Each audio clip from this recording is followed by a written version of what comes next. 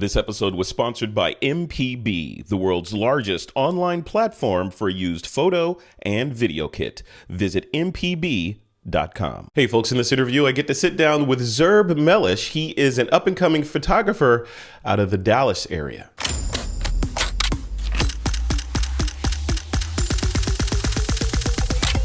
This is TWiP. Hey, welcome back to another episode of This Week in Photo. I'm your host, Frederick Van Johnson. Today, it's a treat. I get to speak to a photographer who's, like I said in that little intro tease there, he's an up-and-coming photographer. He's got an interesting take on photography, and he has decided to subject himself to shooting film, that old stuff that you may not even have heard of, depending on how long you've been shooting photography. I shot film for many, many years, so it's a pleasure chatting with somebody, saying that tongue in cheek. It's a pleasure talking with someone who is passionate about shooting film. So we're going to find out why he shoots film and a little bit about his career and what brought him to where he is today. So Zerb, welcome to the show, man. How's it going? Hey, Frederick, how you doing? I'm doing great, man. It's good to have you here. Thanks for taking time out of your day. I know you're busy. You have a bunch of stuff going on. In fact, we spoke yesterday, and you're telling me that you are heading out on a shoot soon, or like today, like right after this, with a new camera, right? A new camera that I guess MPB sent over to you. Before we dive into the, who you are stuff, tell us about that, right? Like what's going on there? Yeah, so the folks at MPB sent me the Fuji X Pro 3, and I'm actually really excited to shoot with it because I've been really into film for the longest time, and I've been trying to, incorporate digital in a way, but I've never been able to find like a good, I guess good is subjective. I've never been able to find like a digital camera that really fits my workflow. So I've just been really happy that they sent this, and I finally have a shoot scheduled today to be able to use it. I've been using it here and there. I've been messing with the settings. I think like the film emulations are incredible, and I've just been tweaking those settings so it can kind of emulate like film stocks as close as possible. But yeah, that's what I'm going to be doing today. I'm actually going to be using it in the field today.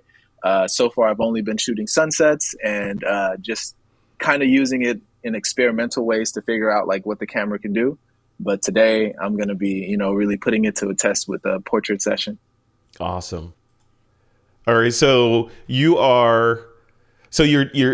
the job that you're taking that Fujifilm camera out on, is this a new job or is it a self-assigned project, fun, experimental? What's the nature of the project? So for this project, it's not really, it's not a paid gig. It's more of like a lot of times, like I'll find inspiration through friends and people that are just super inspiring by what they do. And it's really just two friends getting together and shooting. There's no real like actual specific direction.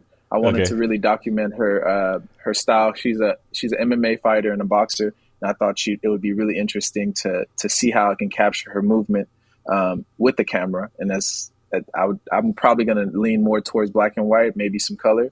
But I really thought it would be a good test to be able to see what the camera can do and what type of images would actually come from the camera.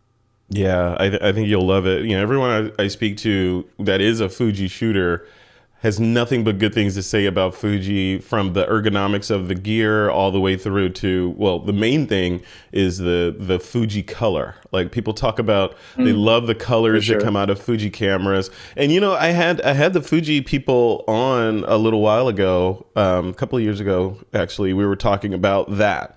Like, what is that Fuji look? Like people always talk about the Fuji look, and I asked them specifically, I was like, I got the Fuji people here. What is the Fuji look?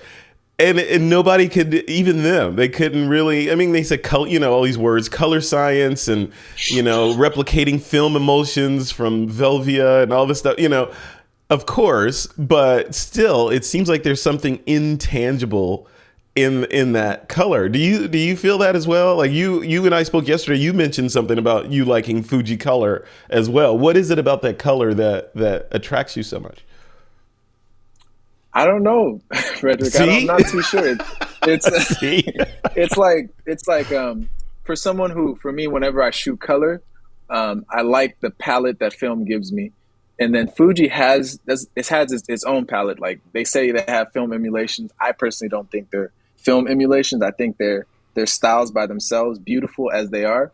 But I don't know what it is. They've really nailed down, in my opinion, they've really nailed down the science when it comes to that. And what I've seen from it so far, I've loved it. Like I tried Sony, I tried Canon, and again, I feel like it's such a personal journey for every photographer. But Fuji, just as far as digital goes, it just, I don't know, it just, like I feel like I could go to any like country, any state, and just have this Fuji with me or a Fuji with me and be happy with the images that come out of it. At least from what I've seen outside of anything. I haven't shot models. Today will be the first day, but like what I've been doing like on my everyday use. And it's just been looking really good. And what are you coming from? What's your normal camera? You know, what's your normal camera lens combination? Camera lens or camera body? Let's go camera body. So camera body, I shoot mainly on this little brick, this Mamiya RZ67. Oh man, I love that camera. I love that. You brought that up. Yeah, That's like seeing an old friend. I love that. yeah, it's a brick. Like I think I fell in love the most. I fell in love with photography through this camera, and it's not necessarily that it's better. It's just more of like how it feels when I hold it. You know, Yeah. I shoot with medium format and the 110 millimeter lens and a couple other lenses, but I really love the feeling of the just how it feels when I shoot film. Meaning, like I don't get to see the final image, so the subject matter that's in front of me, it's like I'm totally subjected to like the story that's in front of me, if that makes sense. It does. Yeah. And it was something about that workflow that kept me coming back. And I'm a very kinesthetic learner, so it's like every time I would pick it up, it would feel like I would learn something new, and it would stick. And I think that's what really attracted me to the camera. So medium Yeah. format, like I love media. Like we were talking about before, I shot, you know, with my favorite camera, or the first one I had was first medium format camera I had was when I was in the Air Force, and it was a RB67. You know, and then also a Bronica. I was shooting with a Bronica. The RZs were, I think, a step up from the RB67. Amazing camera. I remember you hold those cameras in your hand like you were just doing, and that was an RZ, right? So you hold those cameras in your hands, and it feels like there's nothing else that you're going to be doing, right? Because of the weight. yep, It's not like, yep, yeah, I'm gonna take this with me, and I may take a couple pictures if I feel like it. No, you're shooting yeah, with that camera. You know, everything from loading yep, the film into the little film bag, and you know, yep. it's intentional. It takes time. It takes muscle memory to do all that. So yeah, and you're right. When you're behind the camera, it's, you know, especially today, because I haven't shot that in decades. I think today I would think you're holding that camera in a sea of people that are shooting images with cell phones and mirrorless, you know, DSLRs and, you know, all this other stuff. And then here comes Zerb with Thor's hammer, right? What do you get looks? Do you get people tapping you on the shoulder saying, "Hey, what's that?" Oh, you must be a real photographer, sir. You have a big camera. What's the public reaction to that thing? I mean, when I do street photography, I don't often do street photography with it, but I mean, usual situations, if I'm working on a personal project, I'll bring it with me. Usually that's how I shoot models or a lot of my, I wouldn't say conceptual work, but I'm working on a photo book right now. All of the images that's in that book so far, or that I'm working on, are on this camera. And usually when I show up with the film camera, they're just kind of shocked. They're like, so, I mean, unless they understand like the images that have come from it before, or they understand like some of like, I don't know, if they've seen other people shoot it before, if they know how film looks on medium format, if they don't have any prior understanding of that, they're shocked. They're like, okay, so what is, or they'll after I take a shot, it's like, can I see the picture? Well, how are It you gonna doesn't see the actually picture? work like that. Yeah. Yeah. So Though you I mean, could like you could get a initially, digital back for that, right? I mean, you could you, if you I wanted think it to. would take. Yeah, I think it would take away from the experience for me. Yeah. So I just stick with the film for me. Yeah. Ah, so cool. Okay, so we're off down a path already. Let me rewind it back. Let's rewind it. Sorry for that, because I get excited about this stuff. So let's rewind it back and talk about the sort of the Zerb origin story, right? So Hmm. and do give me the condensed version, obviously, but where did it all start, and what was your sort of, I call it the radioactive spider moment, right? Where, yeah, I want to be a photographer. I think this is what I want to do. Take us through the beginnings, the Zerb Big Bang. Man, Frederick, it's been several big bangs for me. It's like when I first started photography, it was just more on the side of, at the time I really wasn't 100% sure what direction I wanted to go with my life, whatever that means. And I was in school for finance and accounting, and I wanted to pick up something different, something to keep my attention. Hmm. And I remember growing up, my mom would always have those little Kodak cameras, those little I think it was like you had a couple shots, and she loved, like, all of my family memories are on there. Like, I'm from Liberia, West Africa, Hmm. and everything, all of my childhood, and even whenever I came to the States in Atlanta and in New York, and even a little bit in Texas, are images that she took on those little, self-service Yeah, like Polaroids and like disposables. Kodak, the disposables, yeah. Yeah. Okay. So my mind kind of like went that direction to pick up the camera, because at the time I was looking for something else to self-expression, something to get out of like the routine of school. So I picked up photography, and it wasn't like instantaneously, oh, I love this craft. It was just more like I would keep shooting, and it's like I felt like the interest was growing, and every time I would shoot, it'd be like, oh, I wish I could get a little better with this, a little bit better with that. And I did that for at least a couple years, a year or two. And then after a while, I wanted to, explore a little bit outside of street photography, because while I was doing that, it was literally just some flowers, some waterfalls, which are beautiful, honestly, Hmm. landscapes, architecture. But then I wanted to explore a little bit further, and kind of led me towards portraiture. And I think that's when the spark. I mean, I feel like there's been several sparks in my career so far, but I feel like that's when the spark ignited again for my interest in photography, where it's like I can tell someone's story through a couple images. I mean, like it was just so powerful to me. So I continued to take portraits, and what I noticed was this was a time I got an Instagram and social media fairly late, and I noticed like there was a lack of diversity of images of people of color, Hmm. mainly people that look like me. So I kind of like made that a good chunk of my subject matter, just people of color. So I would go out, shoot people of color, typically close friends, and that's how I kind of build up my photography. I would go to meetups too and shoot with different people, and get into the Dallas community when it came to photography. But I did notice like a big lack of diversity and just inclusion when it came to just people of color. I don't know. I just felt Hmm. like there was not enough people who look like me in the media or on my Instagram feed. And relatively, I was really early in my photographic career, so like I would follow like a whole bunch of people just to see that they're shooting pretty much the same models, in the area, and that kind of like drove me to take portraits with a specific like subject matter in mind, if that makes sense. Yeah, yeah, Um, yeah, yeah. When you say that, like shooting people of color, black people, mhm. are you telling stories from the black experience? Quote the black experience. Like things Mhm. that make sense to us, and you're trying to expose that to people that may not have the opportunity to see those kind of things, or is it just, or not just, but are you taking it from the perspective of the day in the life kind of thing? What's your main Yeah. focus when you're making these sort of short vignette stories?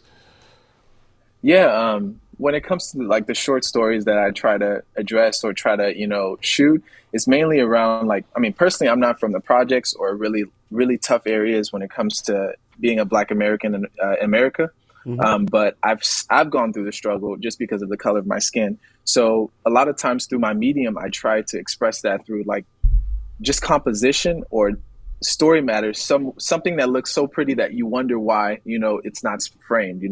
People that you probably pass every single day, and you don't really see their beauty, if that makes sense. So a Hmm. lot of times the stories are either based around like specific subject matters. Like for example, whenever I did a series when it came to do rags, like when people see do rags, a lot of times when they go to stores, they're like, oh, why is this guy wearing this on his head? Or people who don't have a family who always tie their hair at night, or always are trying to get waves, or always are trying to get this. They don't truly understand, like, whenever I guess a person of color does that, they're trying to put their best foot forward. A lot of times it's like they're trying to get a specific look so they can look their best, you know? So I kind of took that subject matter and put it photographically, and create a different series from that. Like, I think that's usually my approach. Like, I'll take a story matter, or a story or a subject that I feel like that can be represented through photography. And I just go from there. Yeah. Yeah. If I that, love if that that. makes, It does, yeah. Like when you like from a branding perspective, like we said at the beginning, you're up mm, and coming photographer. I think you said you've been shooting for around 7 years or so. So mm, you're 7 years into what'll probably be like a 50-year career, right? As you're doing this yeah, I stuff. hope so. Yeah, yeah, no, for sure. So when you look at this and you look at sort of the branding side of it, and I don't think there's a negative or a positive answer to this, but when I guess what's the best phrase to put on this? Typecasting, right? Mm, Do you want Zerb to be branded slash typecast? The negative side of it is typecast. The positive side of it is mm, branding, right? So, do mm. you want to be branded as the photographer who, oh, let me call Zerb. I need photos of black people doing so and so. So I need to call Zerb up. But if they, need a commercial shoot of a Jaguar or something, they're like, oh no, Zerb's not the guy for that because he shoots this stuff over here. Do you have a fear of that, or do you relish that? Do you like what's your feeling about just sort of being put in a specific genre? Yeah, I mean, when it comes to that subject, like, I feel like I personally feel like I can photograph anything. Yeah, I feel yeah. it's Light's it's light, right? really, yeah, light's light. And I think that behind that is just purpose, you know. I feel like anybody nowadays, like, we have iPhones, we have all these different mediums that you can create and express yourself, and they're all beautiful, and then you're able to do that. I feel like there's something very important about holding true to yourself. You know, it's cool to be able to, I feel like it's cool to be able to go out there and do everything, but I feel like it's more beautiful to be able to, focus on the things that you think are going to make the most impact in this world, if that That's makes right. sense. Yeah, Um, yeah. and I personally, yeah, and I feel like I just feel like that is kind of like the area that I can make the most impact when it comes to, I guess, my voice. Hmm. Um, Hmm.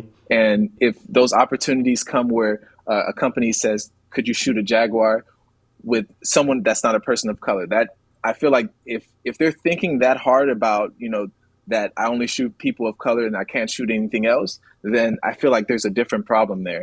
That's right. That's What right. I feel like there's a different disconnect. Like, what I shoot on my Instagram, on my website, like, it's a mixture of different people. Definitely there's a more of an emphasis on people of color, but it's a mixture of different people, especially my journalistic work. But I mean, I feel like on that question, if a company is looking at my work and says, "Oh, he can only shoot people of color," I'm not going to hire him. I feel like that's a different issue by itself, and I Hmm. don't really think about that. Me as an artist, me as who I am, like, going forward, I'm always thinking, "Oh, how can I inspire someone, a younger version of me?" Like, growing up, like, I didn't see enough. Personally, I don't feel like I saw enough inspiration to make me feel like, to empower me, to make me feel that I can do more with my life, if that makes sense. And I'm a Hmm. very visual person. So, like, I feel like everybody learns a little differently. And I feel like if I would have seen that more often in not just history, but like everyday life, people who are not that far away from my age, I would be a little bit more inspired. Or people who, if I saw a picture of them, I could see myself in that, if that makes sense. Yeah.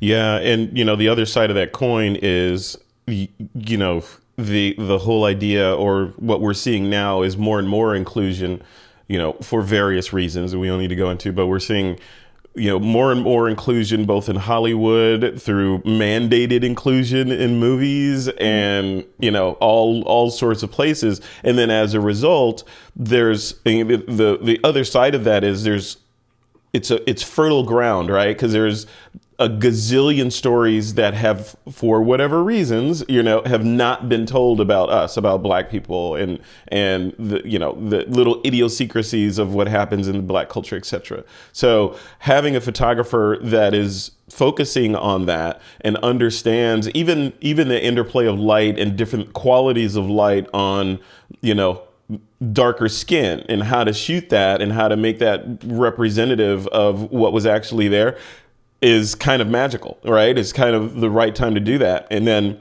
what was that cover, that magazine cover? Was it a Beyonce cover or something where the photographer shot her? Maybe it was even Annie Leibovitz, but it was a photographer shot, let's say, a Black famous performer, and the photo came out with a different skin tone. And that photographer came under fire. Who knows if it was the photographer's fault or the retoucher or the magazine, whoever.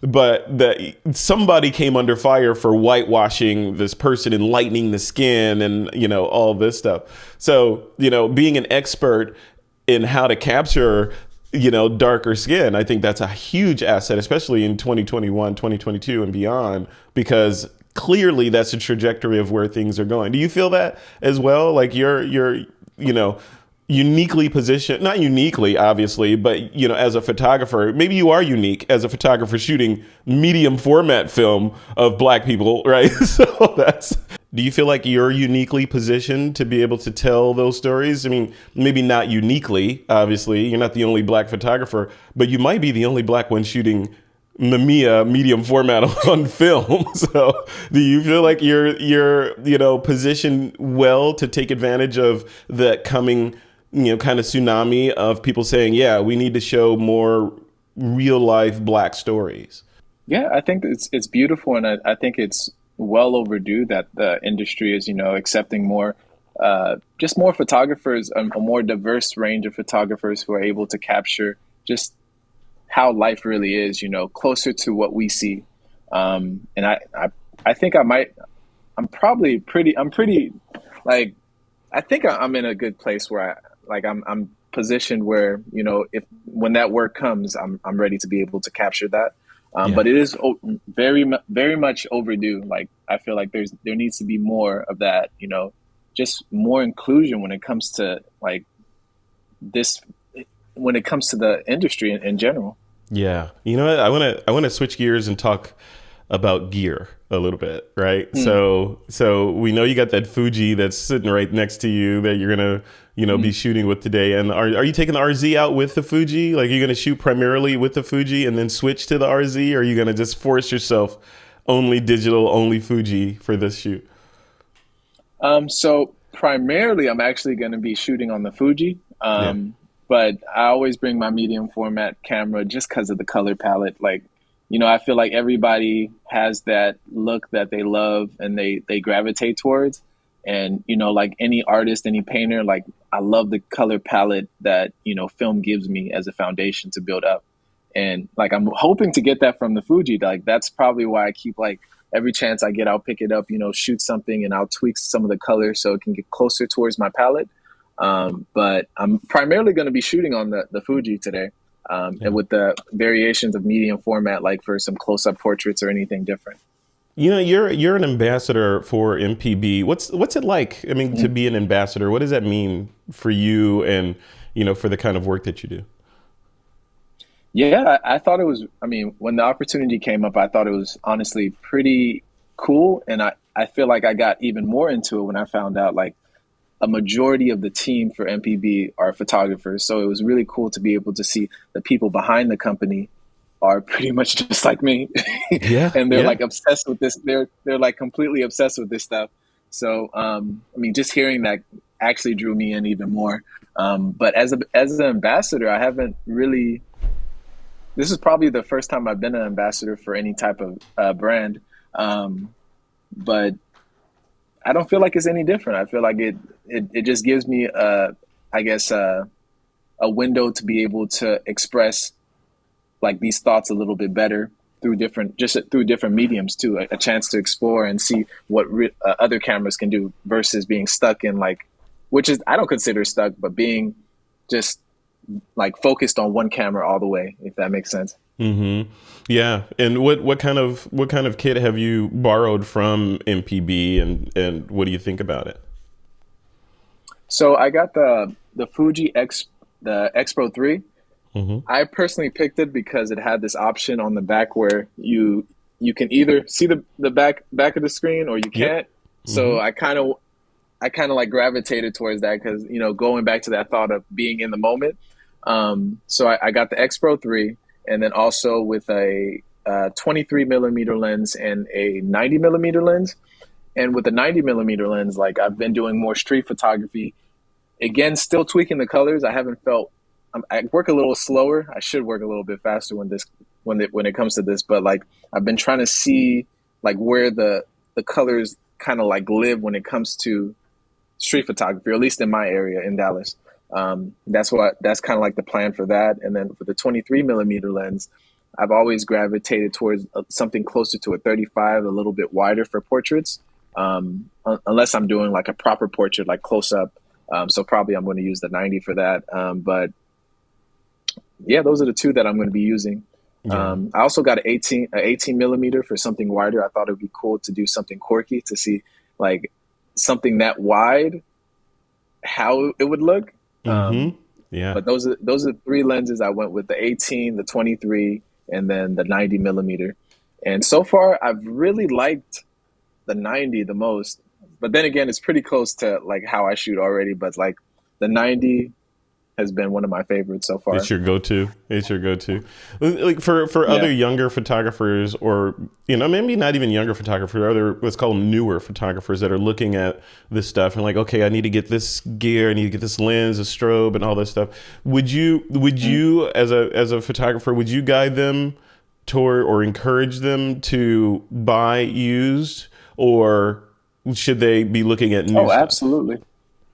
Yeah. Absolutely buy used. Like, why would you buy it new? Like, I mean, this sounds bad, but like, I wish somebody would have told me like in the beginning, like, if you want it, the first camera you picked up might not be the camera for you, you know? So if Yeah. you buy a new camera and you drop like all this money and like I don't know, sometimes a few years, a couple months in, you're like, oh man, this camera is not really for me. I don't like the images that are coming out of it. You're kind of stuck because you dropped a lot of money.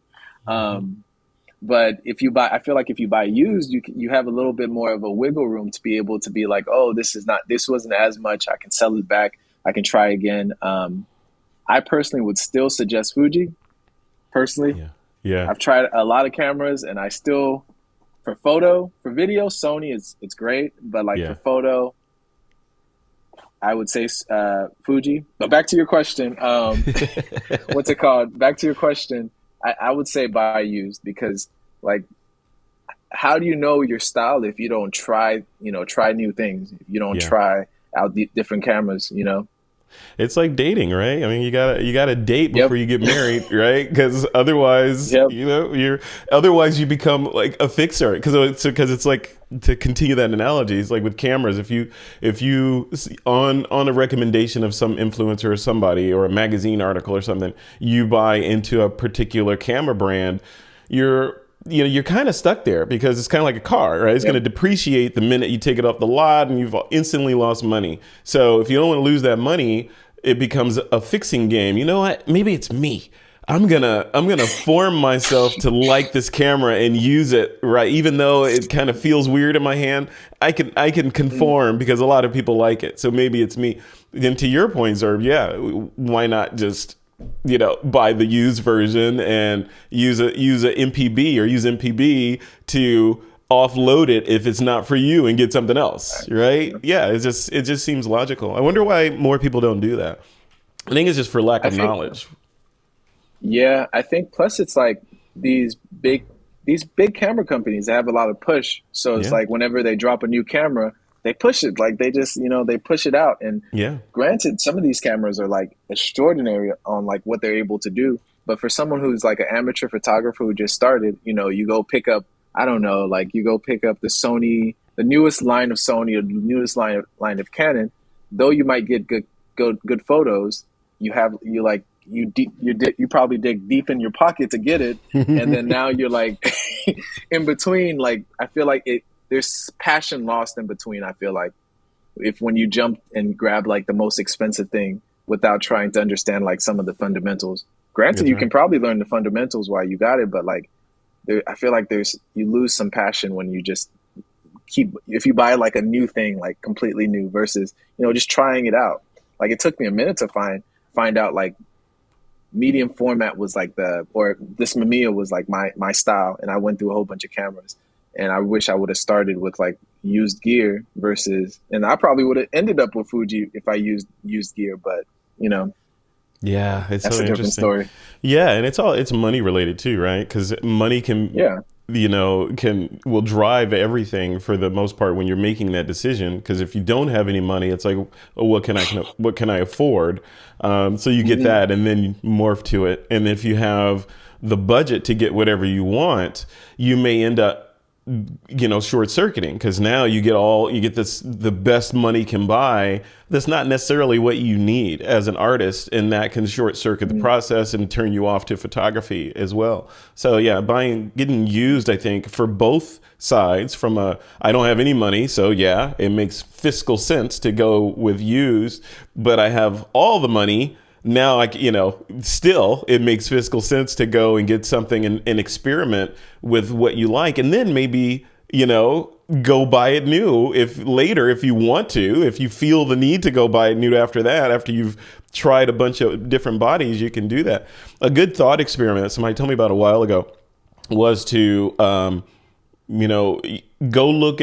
on YouTube and go look at promotional sales videos for older camera bodies, like for 2 years old, cameras, and look at how amazing those cameras are, right? Light hasn't changed. Light is still exactly the same as it was millions of years ago, right? So these cameras show up and it's like, oh, it does this and this many megapixels and frames per second and sensor size and all of this stuff. And those are amazing. And you look at the ones today, they're arguably better, but the ceiling of the ones from a couple of years ago is way beyond what most people will ever touch anyway. So if you go look at those and say, wow, that's an amazing camera. Let me see how much that costs on MPB. Oh, that's in budget, and it's Yeah. $1,500 less than it was when it was new. I think I'll get that. Boom, right? So, I wanted to bring us down on, in the interview with some thoughts on film. So we touched on that, and that you're shooting film and all that. And I'm curious, notwithstanding the form factor and the love of the resolution and the picture quality that comes out of medium format specifically, but film itself is a commitment, right? I mean, Mhm. it's everything from purchasing it and the expense of purchasing it, to loading it, to unloading it, to processing it, to printing it, the whole nine yards. It is the rocky road uphill versus the smooth paved road of digital on this side. What what what pushed you to punish yourself and and shoot film when it's arguably much easier to go the digital route? Yeah. Again, it was like that exploring, trying to figure out like what camera was for me. And again, it Hmm. was like one of those, I guess, like spark of like continuation of like what brought me to photography. I stumbled like about like a year and a half or maybe almost 2 years ago. I stumbled upon like Gordon Parks's work, Mm. and I drew a lot. I don't know. It was just something is inspirational about how he was able to bounce between fashion photography, shoot like gang members, and then go out and do like photojournalistic work about really sensitive subjects. Like in the way he was able to capture it just completely inspired me. So I feel like it came from, you know, like appreciation of the photographers from the past, specifically him. And it was interesting. Around the same time, I was doing a lot of photojournalistic work for the Times and other news sources, and like something about that flow. Even though I wouldn't necessarily, I've done a few stories on film, but it was something about the workflow that really drew me in, and I think it's just like the slowness and the sensibility of like what's in front of you that keeps me shooting film. Hmm. The characteristics of it are beautiful, the grain, the color, but I think it's like something that's outside of the camera. You know, it's more inward. It's more like when I'm shooting an individual, or when I'm photographing. Shooting sounds weird. When I'm photographing an individual, when I'm photographing an individual with the camera, it's more like let's sit and let's talk about your not let's talk about your life, but it's let's sit and like understand what's in front of. It gives me a chance to sit and understand what's in front of me more. You know. Hmm. Um, and just like the small nuances, because I feel like as human beings we have like these like just real delicate just signs of ourselves, you know, characteristics that makes each and every one of us super unique. And I think because of how slow film made me shoot, and I'm not saying film is better like as far as resolution and all these different aspects, Sure. it's just more of like me as an individual, what kind of state of mind it puts me in, you know, and like an appreciation of the photographers of the old. But like I don't know, it's just something about it, Yeah, you're and right. I I think don't you think hit I'm on gonna it. put it down. It's a process. It's almost maybe like a meditative process, and um, because it's so considered, and there's so many kind of literal moving parts in there. You know, in the digital world, it's when you snap that shutter, even when you're looking through the viewfinder, it is translating an analog world into a digital representation of that analog world, and then recording those zeros and ones, and then you take those zeros and ones and put them on a computer that then moves the zeros and ones around more, and then you output them as a final result and share them on medium that is also zeros and ones, right? With film, you are translating an analog world onto an analog medium, right? So Mm-hmm. you're removing a step of digital out of that. You may go to, you know, obviously you're going to go to digital ultimately, unless you're going to process and print it and hang it yourself. Then you could stay analog the entire process. But if you're not, and you're going to share it online, then you're going to scan that film or the print, but you're going to scan that film more than likely. Then it becomes zeros and ones. But you know, hopefully it retains some of that, what you're talking about, that analog sort of, you know, ethereal tactile feel of the actual thing that was photographed. It's like the Fuji color. It's hard to put your finger on it, right? Yeah. The difference, because it's still like if you look at film, if you zoom in and look at a negative or film, it's comprised of, you know, what, depending on what it was. Say if you're looking at black and white film, it's comprised of silver halides in there, light sensitive silver halides, which are kind of a direct analog to pixels, right? On the other side, but they're tightly placed on that film, on the emulsion, but they're randomly positioned on there, right? There's no repeating pattern of those silver halides on there. They're just either closer together and it's slower film, or they're farther apart and it's faster film. That's it, right? So Yeah. it's interesting. Yeah. Are you planning on any point? Yeah, are you going to plan to stick with the film journey for the long haul, or do you think you know, obviously with the Fuji stuff, it's tempting you to the dark side, right? So are you, you know, the Fuji finger It's may very be like, tempting. Zerb, come over here. The water's warm. What do you think? It's much easier over here. You don't have to Yeah. do all this. No. Yep. Just use Um, me. Press the button. you know, I feel like I think I would never. I feel like this is if I'm lucky enough to you know have children. I feel like that this is the camera I would pass on.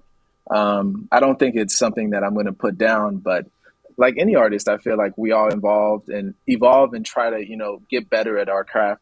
So if I find myself leaning more towards Fuji because you know it really tells the story better, or leaning towards any camera, like even if I tried another Canon or even some of these iPhones, they're crazy to be honest. Like if I were to try any other medium and it told the story the way I envision it or the way it is, like usually I'm either making a image or I'm taking an image. So if I feel like if a camera does both of those very well, then I can't I Yeah. can't not look at it. You know, Right. if it does it very well and you know as and it I don't know I can go back to like a painter if it makes the brush stroke as I see it or how I envisioned it, then I think that I wouldn't be very smart for not, giving it a try. Yeah, You yeah. know? I mean, it's do you know what's the purpose of the art, right? Is the purpose of the art to prove that you're a medium format shooter, or is the purpose of the art to No, of tell course the not. stories, right? Is it to tell, like we were talking about in the beginning, to tell stories about the Black experience from the Black community, etc.? Is like, oh wow, this amazing thing is happening over there. I need to take some photos of it, but I don't have my medium format camera. You're gonna pull this thing out. You're gonna pull your iPhone out or your whatever Android and go shoot it because the cameras in Yeah. there will capture that story. What do you feel about that overall? Like I'm just blown away by this. This is the one I'm holding up now. Folks that are listening to this is the iPhone 13 Pro Max with all the bells and whistles in there. And as a photographer of many, many decades, I'm looking at that thing and I'm like, okay, and we're only in there's numbers after 13. That's the 13 Pro Max. There's a 14, a 15, a 16.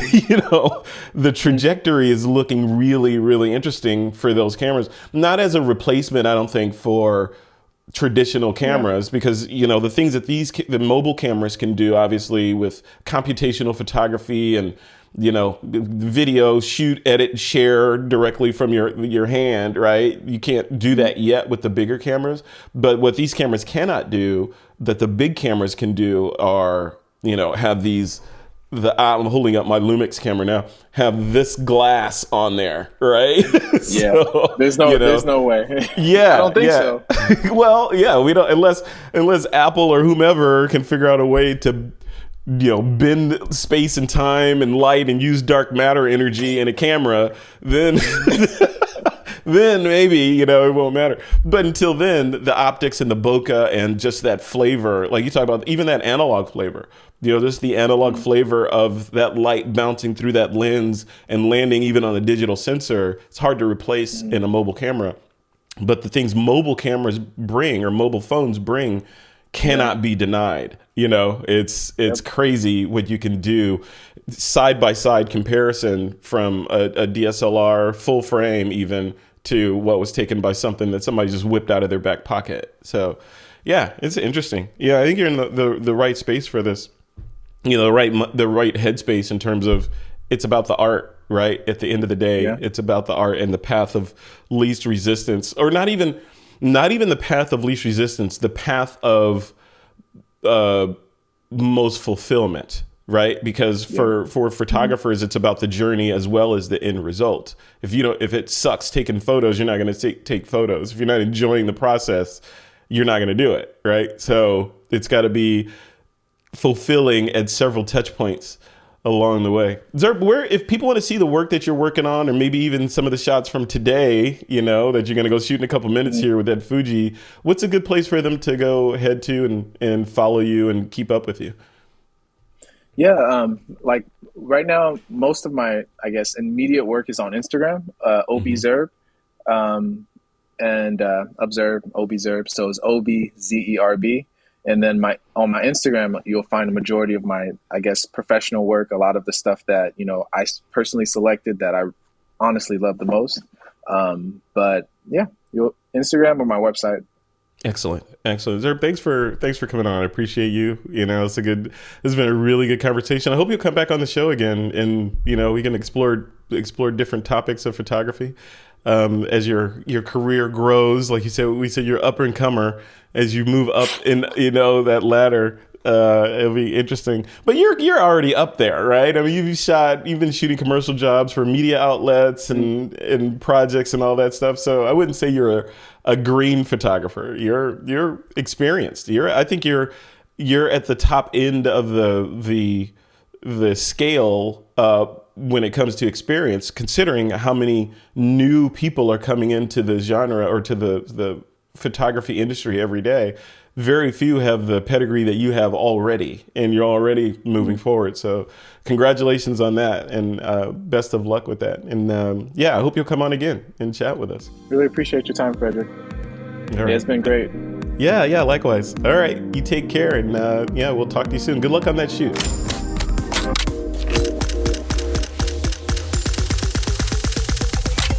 This is TWiP. This episode was sponsored by MPB, the world's largest online platform for used photo and video kit. Visit mpb.com.